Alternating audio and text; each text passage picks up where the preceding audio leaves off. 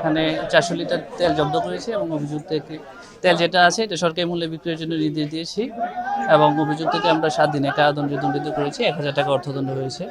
এখানে আমরা এসেছি, এখানেও আমরা মজুদ পেয়েছি এবং অভিযুক্তকে আমরা 10,000 টাকা অর্থদণ্ড দিয়েছি এবং 3 দিনের বিনাশ্রম কারাদণ্ড দিয়েছি।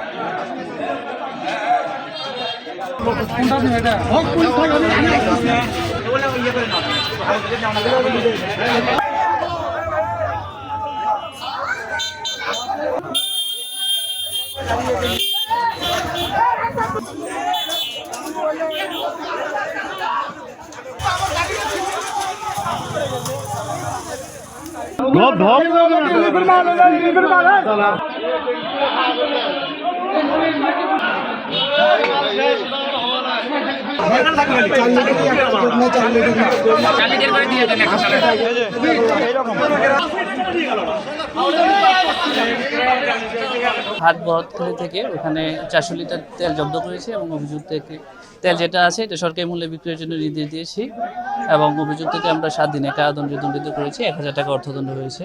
এখানে আমরা এসেছি, এখানেও আমরা মজুদ পেয়েছি এবং অভিযুক্তকে আমরা 10,000 টাকা অর্থদণ্ড দিয়েছি এবং 3 দিনের বিনাশ্রম কারাদণ্ড দিয়েছি। আমাদের এই কার্যক্রম অব্যাহত থাকবে। আমাদের ডিসি স্যারের মাননীয় জেলা প্রশাসকের নির্দেশে আমরা মনিটরিং অব্যাহত রাখছি এবং কেউ যাতে এই ধরনের মজুদদারি না করে কৃত্রিমভাবে যাতে আসলে সংকট সৃষ্টি না করতে পারে সেই প্রচেষ্টা আমাদের অব্যাহত।